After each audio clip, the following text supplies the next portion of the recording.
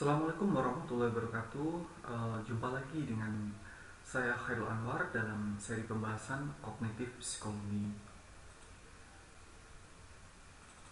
Nah, pada kesempatan kali ini kita akan membahas terkait dengan empat topik ya. Yang pertama adalah perdebatan antara sudut pandang empirik dan natif. Yang kedua adalah increase mental capacity. Yang ketiga increase knowledge. Yang keempat adalah cognition dan aim. Nah, terkait dengan topik pertama adalah uh, perdebatan antara empirik atau nurture dengan natif atau natur ya. Jadi perdebatan ini, sudut pandang ini berpendapat bahwa kemampuan atau perilaku seseorang itu dipengaruhi oleh gen ya, bawaan gen, dan sudut pandang yang lain itu dipengaruhi oleh lingkungan. Jadi, nah, natur atau natives itu berpendapat bahwa apa yang kita lakukan, bahwa perilaku kecenderungan kita itu dipengaruhi oleh genetik ya, yang dominan seperti itu. Contohnya mungkin orang mempunyai kemampuan, mempunyai hal-hal yang spesial, atau mungkin seperti kecerdasan, bakat-bakat tertentu, atau mungkin dalam hal keterbelakangan mental secara genetik atau dan lain-lain, itu berpengaruh ya terhadap apa yang dia lakukan seperti itu. Nah, itu sudut pandang natif. Nah, sudut pandang yang lain berpendapat bahwa semua itu sebenarnya dipengaruhi oleh lingkungan seperti itu, social influence ya, environment seperti itu. Nah, jadi empirikal itu berdapat bahwa uh, apa yang kita lakukan, kecenderungan itu sebenarnya dipengaruhi oleh lingkungan. Orang orang terbentuk oleh lingkungan seperti itu. Nah, ini juga sering kita jumpai juga bagaimana uh, seseorang itu uh, berkembangnya kepribadiannya itu dari keluarga, dari lingkungan, itu sangat berpengaruh seperti itu.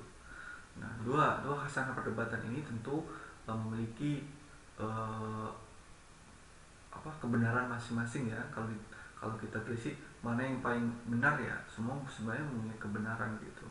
Jadi mempunyai kebenaran masing-masing, baik baik dalam sudut pandang empirik maupun dari sudut pandang natif seperti itu. Nah, lanjut, ada pendapat dari Piaget ya, Piaget bahwa uh, seorang anak gitu. Piaget ini sebenarnya kalau kita lihat ini mengikuti sudut pandang, sudut pandang, uh, sudut pandang dari uh, uh, nurture ya, atau empirik ya, bahwa menyatakan seorang anak ya tidak mempunyai pengetahuan bawaan terkait dengan bilangan atau angka seperti itu. Nah, tapi studi yang lain ya dari ATEL dan DKK bahwa menyatakan hal sebaliknya ya. Nah, ini dapat dilihat dari ketika eksperimen seorang bayi gitu di usia anak-anak seperti itu, diberikan sebuah boneka gitu untuk melihat gitu, fokus terhadap sebuah boneka. Ketika bonekanya itu baik dikurangi maupun jumlahnya dikurangi gitu, anak lebih tertarik untuk memperhatikan objek tersebut gitu.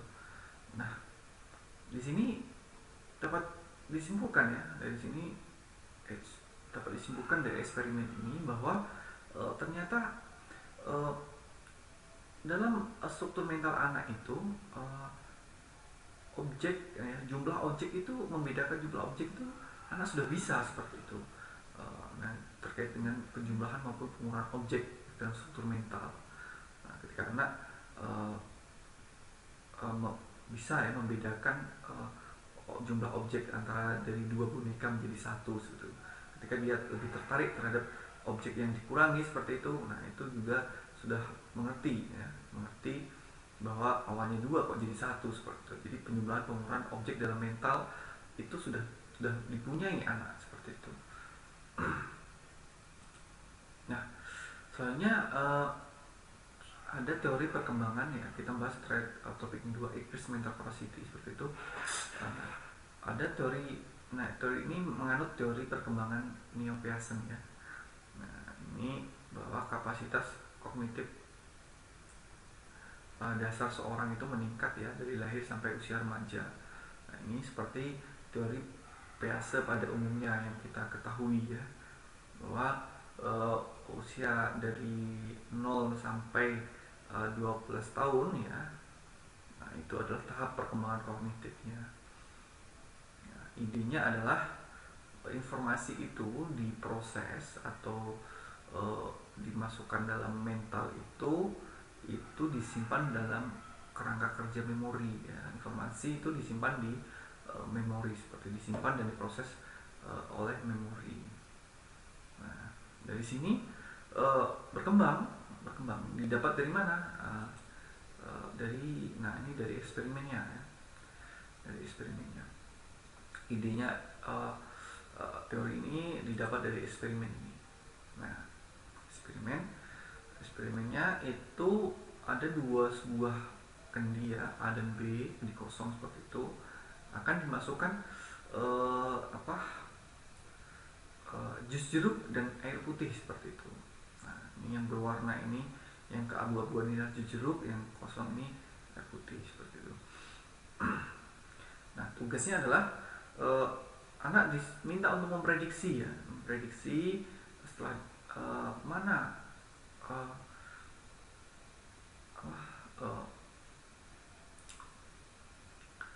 kendi yang mempunyai rasa jus jeruk paling kuat seperti itu. Nah, di sini terjadi dilakukan pada usia anak rentang 34 sampai dengan 10 seperti itu. Dan ternyata hasilnya berbeda-beda seperti itu, berbeda-beda. Kalau kita lihat lebih jauh, pada usia anak 3 sampai 4 tahun, anak itu ya bisa memasukkan kendi ya, masukkan ke dalam satu kendi ya, dan semuanya air ya, memasukkan jeruk ya ke tempat kendinya, air juga ke tempat kendinya seperti itu. Tidak ada pertimbangan lain, hanya dimasukkan saja. Nah, usia dari 4 mereka menghitung jumlah gelas jus ya ke dalam kendi, dan dari yang kecil sampai yang besar. Yang 7 sampai 8 mereka memperhatikan apakah ada lebih banyak jus jeruk atau lebih banyak air yang dimasukkan ke dalam teko untuk menjadi pertimbangan mana yang lebih terasa seperti itu. Nah, 9-10 anak menghitung perbedaan antara jumlah jus dan jumlah jeruk. Nah, mungkin hampir sama dengan 7-8. Nah, kalau kita lihat dari rentang ini bahwa terdapat perbedaan yang sangat kentara ya antara usia awal sampai usia 9 sampai 10. Nah, di mana pada usia 3 sampai 4 itu anak belum dapat ya menyimpan ya memori ya, di dalam memorinya banyaknya teko-teko, jumlah teko-teko yang dimasukkan dan bagaimana itu diproses menjadi sebuah mana yang lebih kuat. Nah, itu belum tersimpan di memori anak. Nah, belum disimpan dan belum rasionalnya, belum logiknya belum ada seperti itu. Hanya mampu ini dimasukkan saja seperti itu. Berbeda pada usia 78 sampai 9-10, anak sudah mampu menyimpan berapa jumlahnya yang dimasukkan, baik air maupun jeruk seperti itu, sehingga nanti anak dapat memproses secara rasional mana yang lebih terasa jus jeruknya yang kuat daripada air. Nah, jadi dari eksperimen ini disimpulkan bahwa ternyata usia itu kapasiti memori itu berpengaruh ya terhadap berkembang terhadap perkembangan seiring dengan usia juga seperti itu. Bagaimana orang memproses informasi. Nah, faktor utamanya dari penelitian ini ternyata adalah kecepatan fungsi saraf seperti itu. Jadi anak-anak sama dewasa itu kecepatan fungsi sarafnya itu berbeda. Dewasa itu lebih bagus seperti itu. Nah, jadi yang selanjutnya adalah kita membahas dengan increase knowledge. Nah, ini sejalan juga ini dari penelitian Chi ya, sejalan juga dengan topik mental capacity tadi bahwa usia anak-anak itu lebih buruk ya, dari eksperimennya anak-anak itu lebih buruk ya daripada dewasa dalam setiap ambil tugas memori seperti itu. Jadi orang dewasa lebih mapan seperti itu. Nah, bagaimana kognisi ya? Kognisi itu sendiri kita masuk ke pembahasan yang terakhir adalah kognisi Agins. Nah, di sini dinyatakan bahwa ada hal menarik ini kan, bahwa ternyata seiring perubahan kognisi tidak berhenti saat kita mencapai usia dewasa seperti itu. Jadi kita tahu bahwa perkembangan kognitif itu 0 sampai 12 tahun ya, dan seterusnya menurut Peirce ya. Nah, ternyata pada usia dewasa itu terus berkembang, akan tapi berkembangnya itu terkait dengan hal-hal yang dipelajari atau apa yang kita tahu gitu. Nah, itu berkembangnya. Tapi terkait kecerdasan itu tidak berubah seperti itu. Setelah umur dewasa sebenarnya kecerdasan itu tidak berubah. Nah, seperti kita tahu bahwa neuron seorang anak itu seperti berkembang itu antara umur 0 sampai 2 tahun. Nah, itu berpengaruh terhadap kecerdasannya. Nah, tapi kognisinya itu hanya sebatas apa yang dia tahu. Jadi apa yang dia dipelajari, apa yang dia tahu seperti itu. Kecerdasan sendiri itu tidak berubah.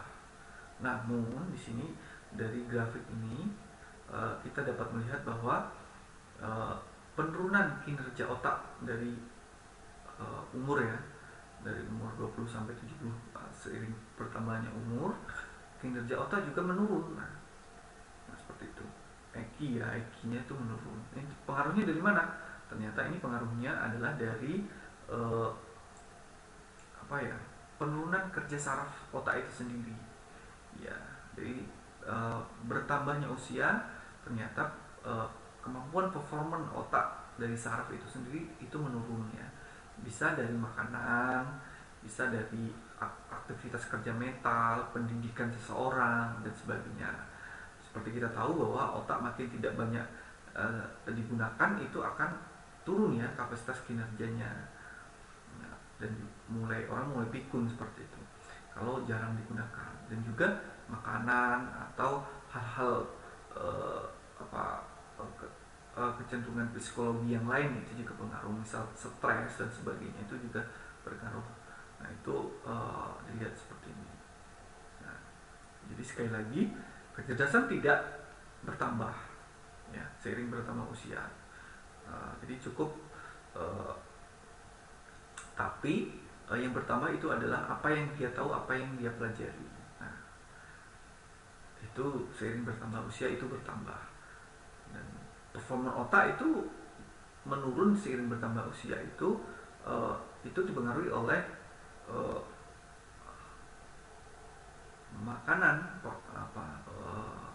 makanan dan kinerja sering nggak otak itu digunakan seperti itu. Nah,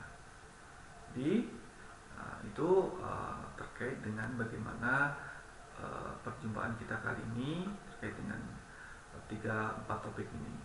Nah, sampai ketemu lagi di lain kesempatan dengan saya Khairul Anwar. Saya akhiri. Assalamualaikum warahmatullahi wabarakatuh.